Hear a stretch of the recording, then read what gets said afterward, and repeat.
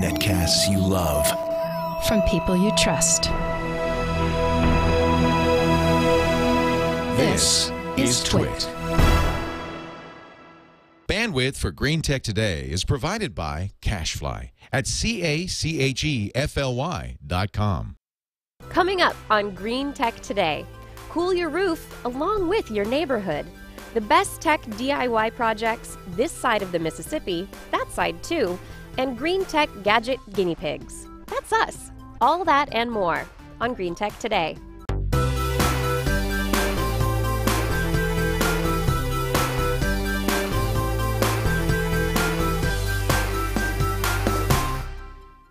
This episode of Green Tech Today is brought to you by the Eco-Imagination Challenge from GE. GE and its partners are awarding $200 million to ideas that help build the next generation power grid for the 21st century. For more information and to submit your ideas and innovations, go to www.challenge.ecoimagination.com and make sure you mention TWIT.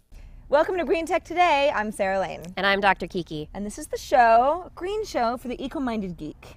It is, and that's you. Yes. Did you know? It's you. We coined that term because we were like, well, we're geeks and we're eco-minded, and you probably are too, but maybe you need a little direction on how to be one. And so we're here to learn with you and teach you a thing or two and have a little fun while we're at it. Fun's the key thing. So what's been up this last week? What have you been up to? Well, I was in search of summer.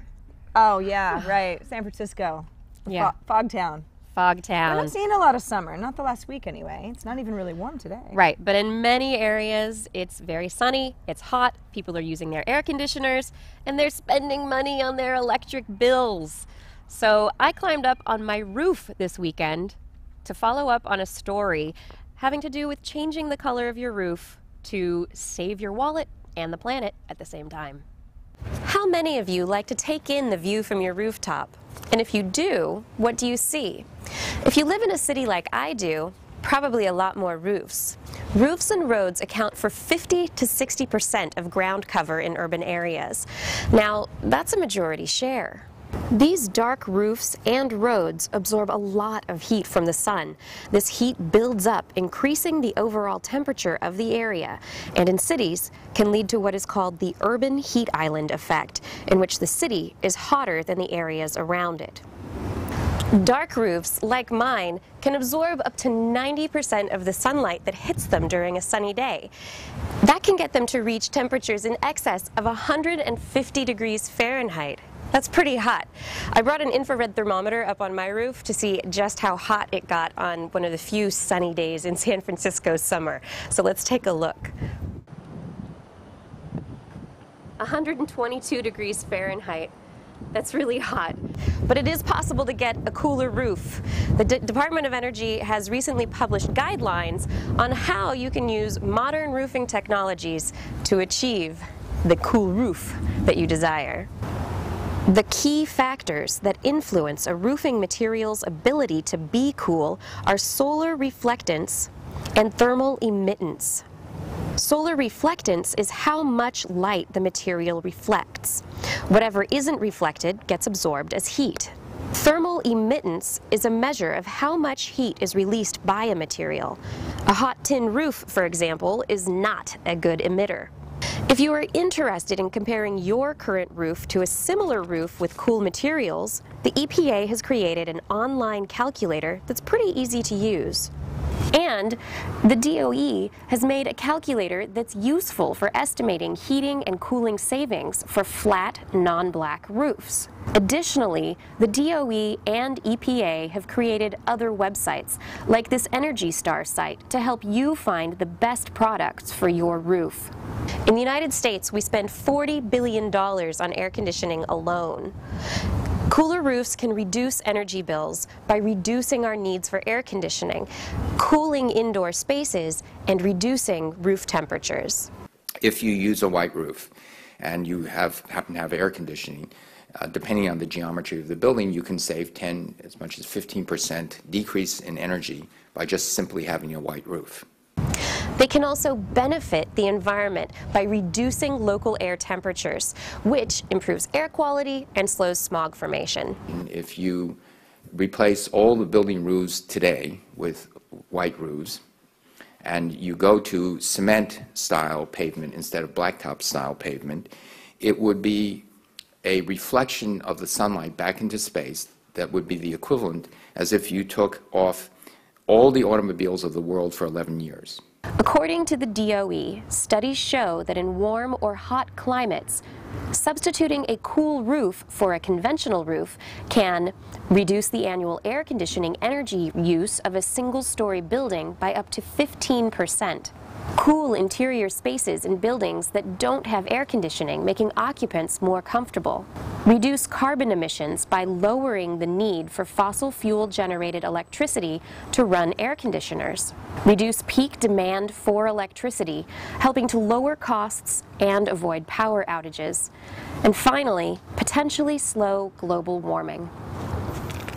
Of course, this won't work for everyone everywhere, but if you are in the right areas, this might be something worth looking into. So somewhere like San Francisco, I mean, we discussed before, it's not very sunny here today, and it's really not warm in the summers in general. I mean, are we in a good enough place to go through this whole process? San Francisco itself might not be the best location, but the Central Valley, areas like Fresno, Bakersfield, Stockton, the Southwest, Arizona, New Mexico, Texas, you know, you're looking, and Florida, you know, you're looking at high sun areas that it would really make a major impact. Cool. Well, good to know. If you're in one of those areas, maybe you want to go white. Maybe, but what if people don't like white roofs? You don't have to. There are new techie materials that are reflective in the right ways and emittive in the right ways, and you can go black, gray, brown, red, all sorts of colors. You don't have to go white to go green. Cool. Love that. Well, if you want more information on Kiki's story, where do we go? twit.tv/GTT. I'm still learning that. I'm still getting used to that. Get it down. What's our website? twit.tv/GTT. And if you have any segment suggestions, just send us an email. greentechtoday@twit.tv. Be right back. We're partnering with 4 of the biggest venture capital firms in the clean energy space, 3 in the US, 1 in Europe. You know, again, we think that the combination of GE investment and venture capital investment is going to allow us to increase innovation. It's going to allow us to accelerate new ideas. It puts us shoulder to shoulder with some of the smartest tech investors, and we can use what I would call the industrial clout of GE to bring technologies to this marketplace faster. GE announced its challenge at a San Francisco event along with its 4 venture capital partners. Emerald Technology Ventures, Foundation Capital, Kleiner Perkins Caulfield & Byers, and Rockport Capital Partners have all joined with GE. Ideas from companies and individuals can be entered through the ecoimagination.com website for the next 10 weeks. So check out ecoimagination.com. Kiki, I had an idea. What's that? Why don't we go over this last week's stories, stuff that's been going on in the news, and stuff we think is worth talking about. Not necessarily what happened yesterday, more of an overall trend. What's going on in the green tech world? What do you say? I think it's a great idea. So, I'm glad you said that because I have What am I going to say? No. I have a new vacation spot that I really want to visit, and it's in Sweden. Just about 40 miles south of the Arctic Circle, in fact. So it's northern Sweden, it's way up there, and it's called the Tree Hotel. And the reason I want to go there so badly is because it's literally a hotel that has been built into a tree forest, but it's boreal forest. But it's not a tree house per se. No, it's like a really nice hotel, but the way that they built it, they kind of had this philosophy, the architects and the business folks behind this hotel kind of said, listen, we want a place that's eco-minded but very technological and sleek place for people to go and get away from it all, and it's in a beautiful part of the world. But we don't want to disrupt the beautiful place that we're in. So, you know, normally for hotels, you clear cut a big area and you run a bunch of pipes and there's this whole disruptive nature of the whole thing. This hotel, as you can see, I mean, these are like glass cubes built into the trees themselves. So it's built around the forest, within the forest, instead of the forest, and I love this. Yeah, and the way the materials on the outside of these cubes in the trees look, it reflects the forest, the trees, the sky, the clouds. Everything. I mean, you don't even see this stuff. It's very, very unobtrusive. And one of the things that I knew that you would worry about, because you're such a bird lover. The poor birds. The birds. They're gonna run into it. I mean, it's like the most heartbreaking thing when a bird runs into a window. You know, you just want to cry and cry.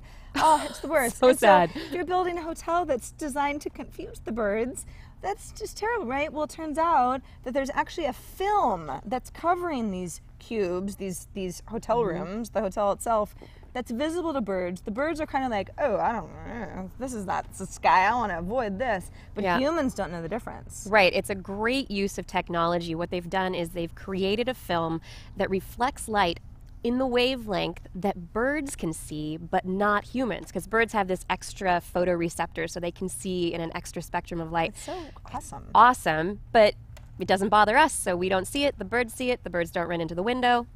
Happy birds. So it sort of remains to be seen how ecological this hotel is really going to be, you know, throughout, because for a long time this was a concept a lot of people said, can't be done. It's not gonna, this is a terrible idea. It's built.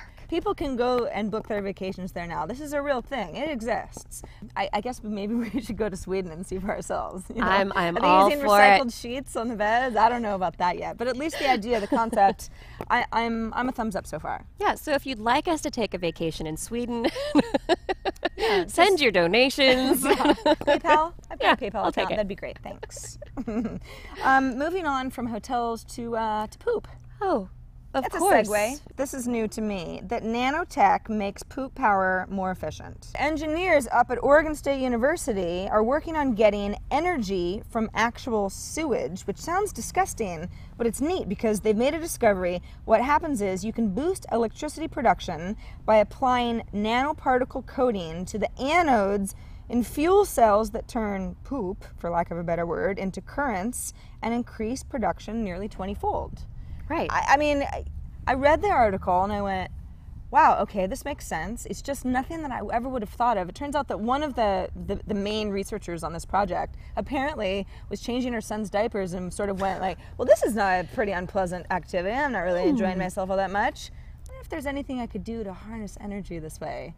And thus an idea was born. Yeah, and this is something that has been not necessarily this particular way. This is new, using nanotech to get more current out of the waste. But turning sewage into energy is something that has been explored for a while now, and so it's just great to be seeing it get better and better.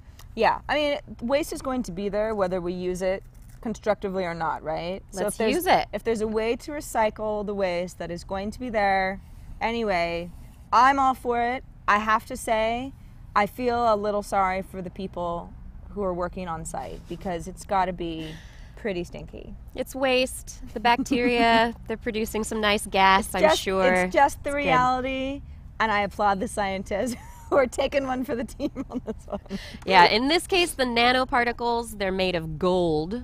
So it's maybe a little expensive at this point, and maybe they can find a different material that might work a little bit better and be a little more cost effective. But this isn't the only instance of poop being used in a good way. Isn't that right?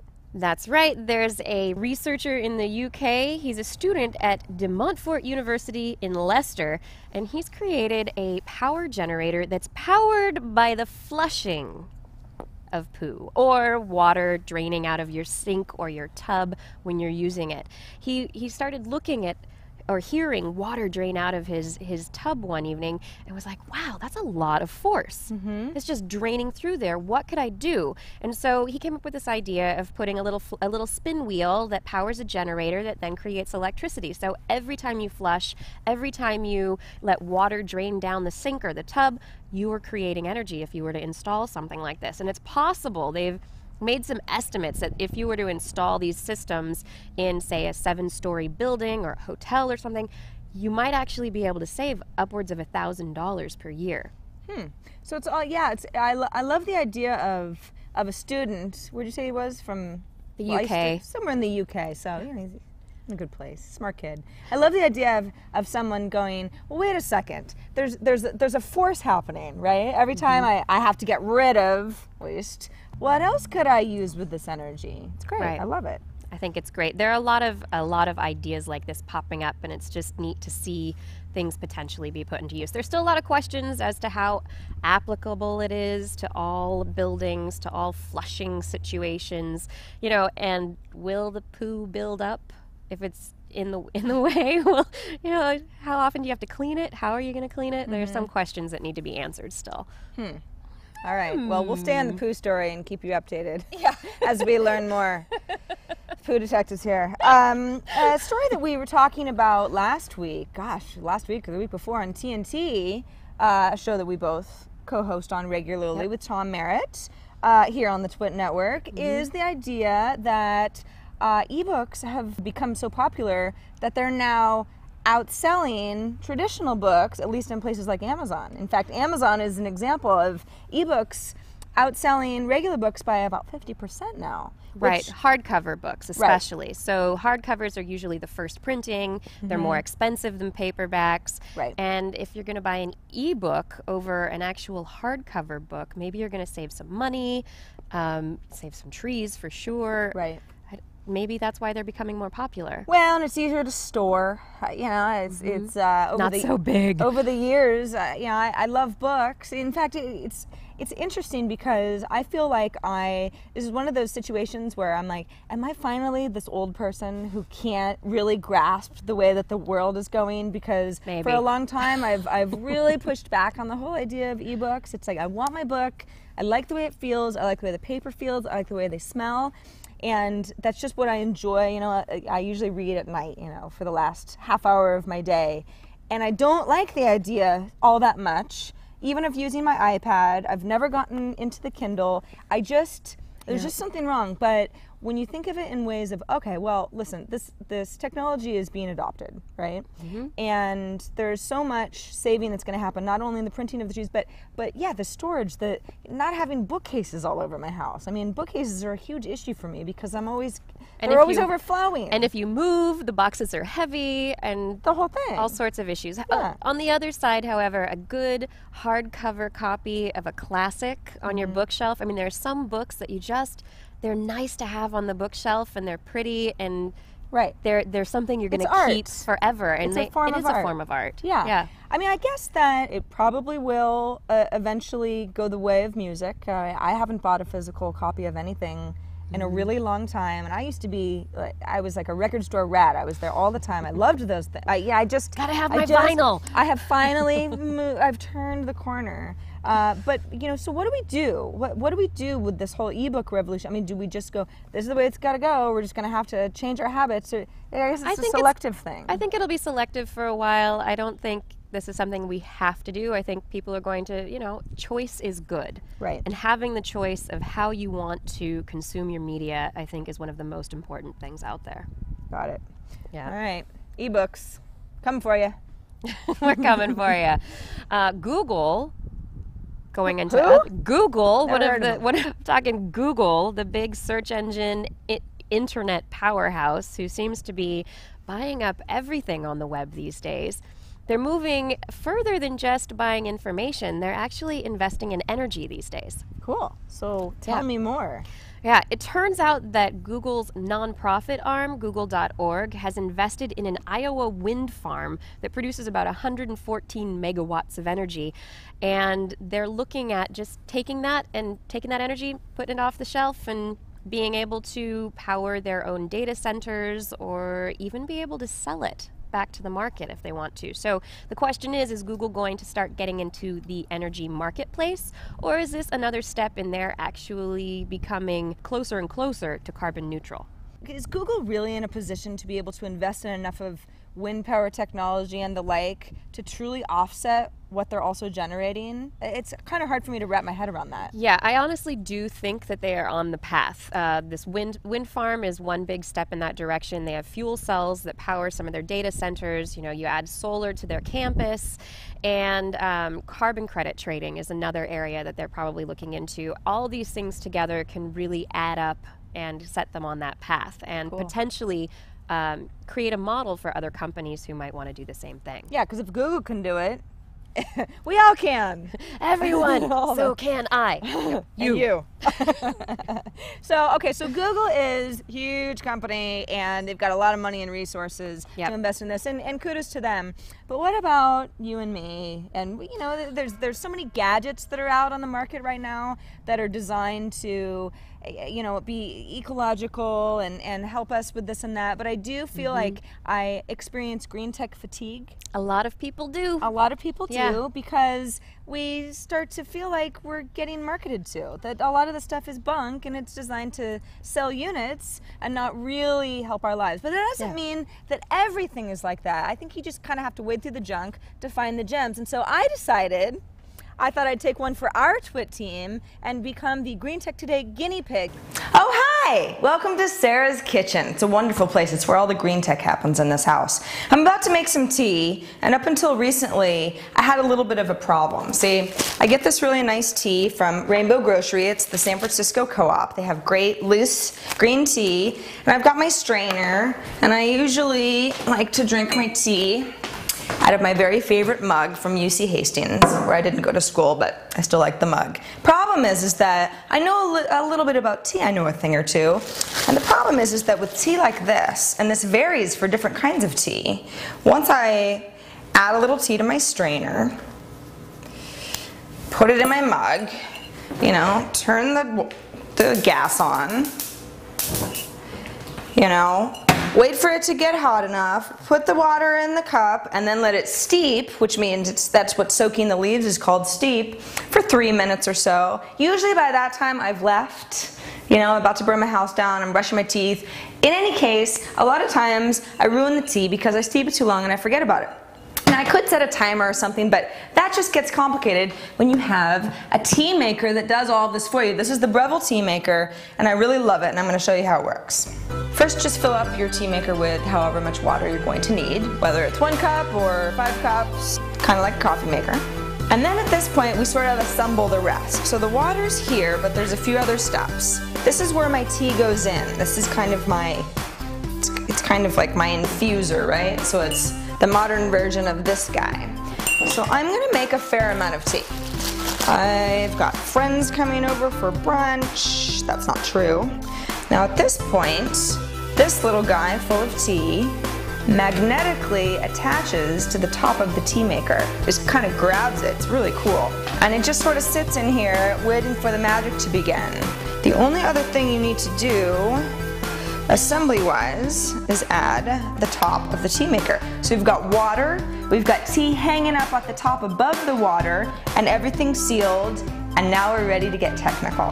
When you make green tea, you should probably brew it at a temperature of about 175 Fahrenheit for about anywhere between 2 and 4 minutes, depending on how strong you like it. So over here on this button, I've picked strong, but I could do a custom or keep it mild. That's 2 minutes, medium is 3, and so on. So over on the side where you pick your tea, I've picked green. I've got black, white, herbal, oolong, or custom as well. So if you've got some crazy kind of tea that no one's ever heard of, you can do your own brew time, but kind of the point of the Breville maker is to let it choose for you. So let's go green and strong, because I'm pretty tired right now. We're at 120 degrees. The water is heating up quickly. You can see the bubbles forming. It's very hot to the touch. It's getting warmer, and we're just plugged into the wall. We're at 170. Now I want you to focus on the basket itself, because as soon as we hit 175, the magic happens. Okay, we've hit 175, and now, can you see this little guy? There's a little condensation, but I think you can. It's being lowered into the water all on its own through a magnetic force field. So this is my tea inside that little basket there, being lowered into the water at 175 Fahrenheit. I'll tilt down here a little bit. The brew time has started, and it's just going to count down from 4 minutes to 0. And now I have tea. And I've got my favorite cup. The tea is up and out of the way, and it's still in the strainer, so I can be safe to pour the tea without any actual leaves getting into my cup. Put the tea back on the warmer, where the rest of it will be safe until I'm ready to enjoy the rest. And then my morning gets better.